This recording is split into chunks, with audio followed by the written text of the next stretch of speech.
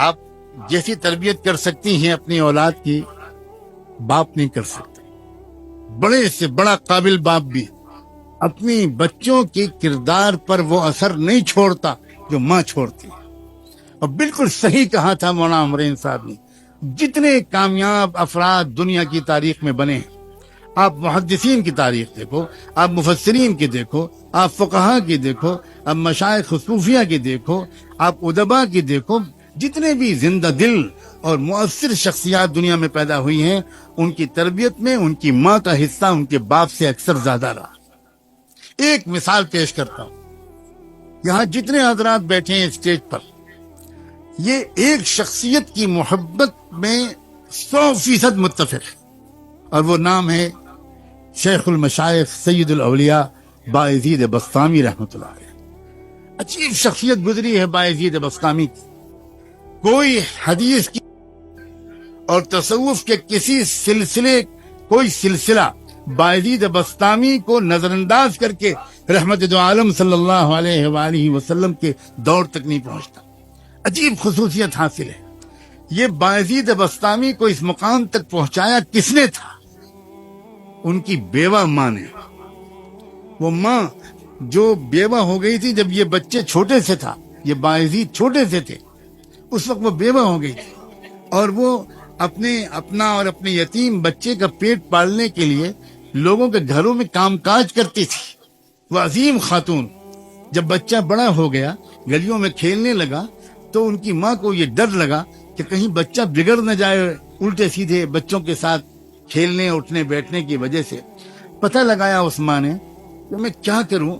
میری تمنا اور میرے مرحوم شوہر کی یہی تمنا تھی کہ میرا بیٹا ولی کامل بنے، عالم ربانی بنے.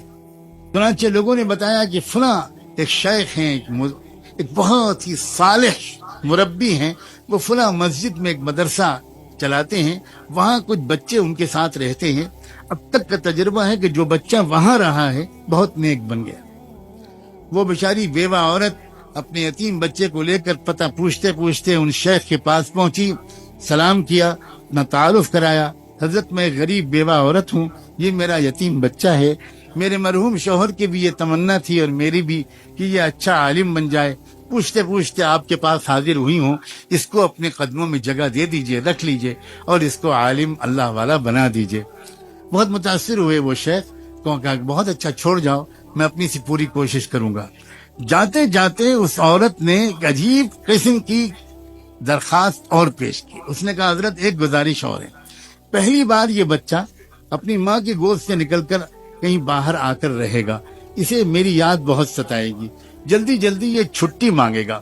میری درخواست یہ ہے کہ آپ اسے چھٹی مت دیجیے گا، کیونکہ میرے پاس آئے گا اس کی توجہ بڑھ جائے گی. میرے پاس تو آپ اس کو تب بھیجیے گا جب یہ اللہ کا ولی بن جائے. انہیں بہت حیرت ہوئی کہ عجیب اللہ کی بندی ہے، بہت قدر آئی. انہوں نے کہا کہ بہن تم نے بہت بڑی بات کہی ہے، جاؤ دعا سے میری مدد کرنا، میں اپنی طرف سے پوری کوشش کروں گا. وہ چلی گئیں. وہ بچہ پڑھنے میں لگ گیا. کچھ مہینے گزرے، جب برداشت سے باہر ہو گیا تو اس بچے نے اپنے استاد سے درخواست کی کہ حضرت بہت دن ہو گئے، مجھے اپنی امی کی بہت یاد آ رہی ہے، مجھے ایک دن کی چھٹی دے دیجیے، ایک دن کی، میں وعدہ کرتا ہوں کل واپس آ جاؤں گا. وہ استاد پریشان ہوئے. اگر وہ اجازت دیتے ہیں تو ماں سے کیا ہوا وعدہ ٹوٹتا ہے، اگر وہ منع کرتے ہیں تو یتیم معصوم بچے کا دل ٹوٹتا ہے، کریں تو کیا کریں. سوچنے لگے. اللہ کی طرف متوجہ ہو کر مانگا کہ اللہ میں کیا کروں، میں کیا جواب دوں اس بچے کی درخواست کا. اللہ تعالیٰ نے ان کے دل و دماغ میں خیال ڈالا. انہوں نے کہا بیٹا ایک کام کرو، میں تم کو سبق دیتا ہوں، تم شام تک وہ سبق یاد کر کے مجھے پورا سنا دو گے تو میں تم کو چھٹی دے دوں گا.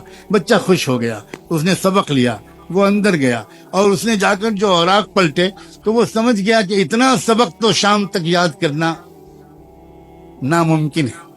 استاد نے جان بوجھ کے اتنا سبق دیا تھا. اب وہ بہت پریشان ہوا، واپس جاؤں استاد کے پاس جاؤں، ان سے کہوں کہ سبق کم کر دیجئے، آپ نے زیادہ دے دیا. پھر سوچا یہ بے ادبی ہوگی، تو پھر اس نے ایک اور بات سوچی. اس نے کہا میں بچپن سے ماں بھی مجھے یہی کہتی تھی، بہت غور سے سننا یہ بات، बचपन से मुझे माँ भी ये कहती थी कि अल्लाह सब कुछ कर सकता, और उस्ताद भी रोज यही कहते हैं।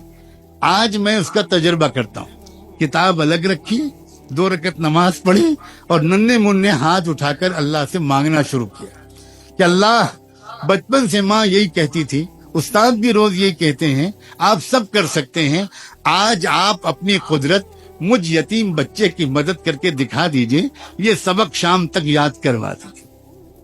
उसके बाद दुआ करके याद करने में लग गया। शाम हुई तो उस्ताद के पास आया, कहा उस्ताद जी सबक सुन लीजिए। उस्ताद को यकीन था कि सबक तो पूरा याद हो ही नहीं सकता। उस्ताद ने कहा सुनाओ बेटा। अब जो बच्चे ने सुनाया तो उस्ताद हैरान रह गए, न कहीं भूला न कहीं अटका, पूरा सबक सुना दिया।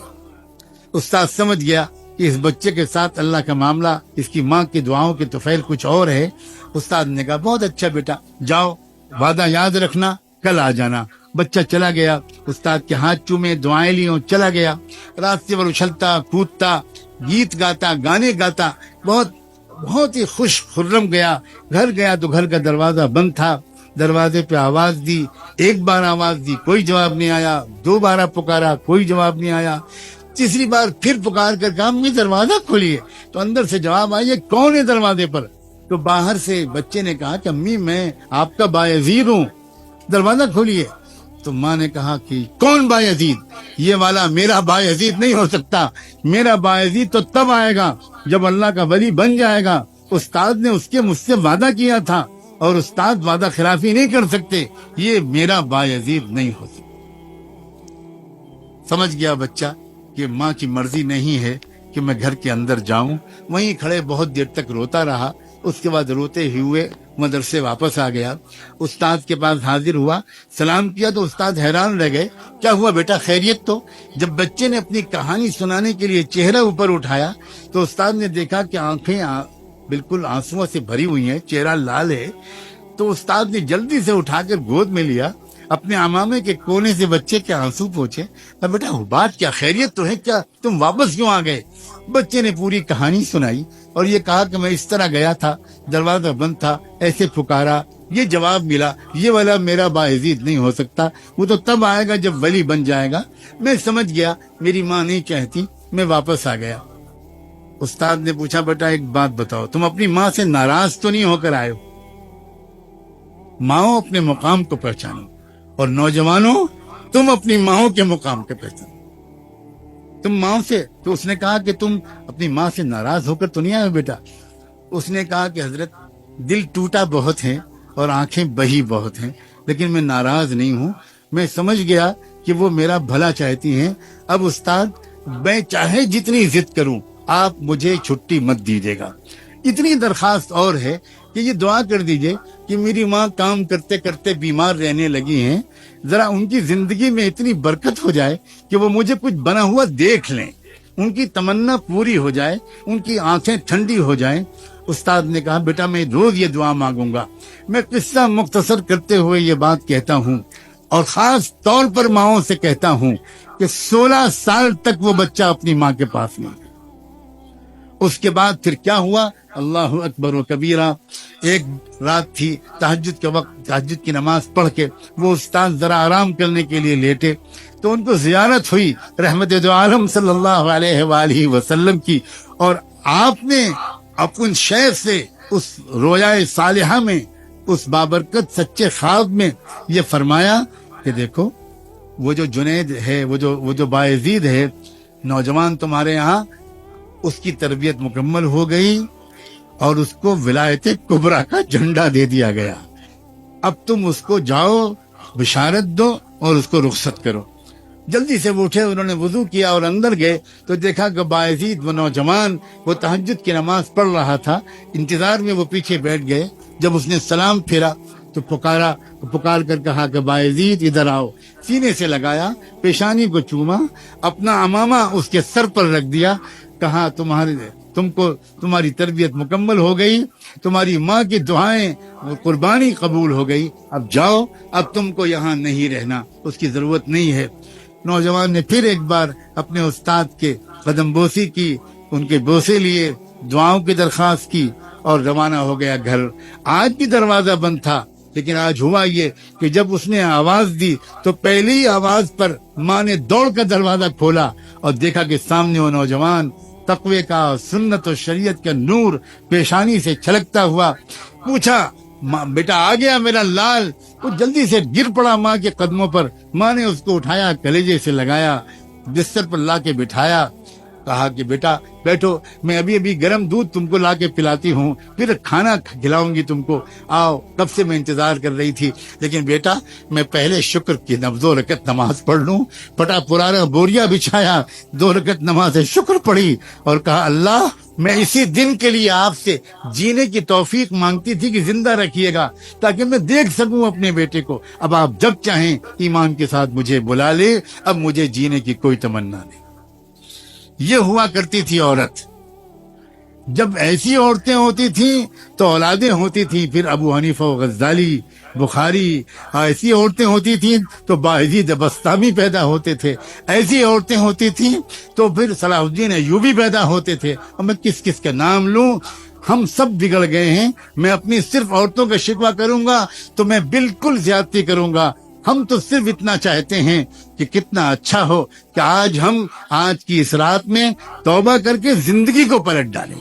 نوجوان بھی، مرد بھی، عورتیں بھی، بہویں بھی، بیٹیاں بھی، نئی نویلی دلہنیں بھی، بوڑھے بھی، صحافی بھی، تاجر بھی، علماء بھی، طلبہ بھی، مدرسین بھی، پروفیشنلز بھی، ایجوکیٹڈ کلاس بھی، انٹلیکچوئلز بھی، سب یہ محسوس کریں کہ یقیناً ہم سے غلطیاں ہوئی ہیں جس کی وجہ سے آج ہم کو یہ دن دیکھنے پڑ رہے ہیں، اور ان غلطیوں کو ہم بدلنا شروع کریں. انشاءاللہ حالات اسی رخ پر چلے جائیں گے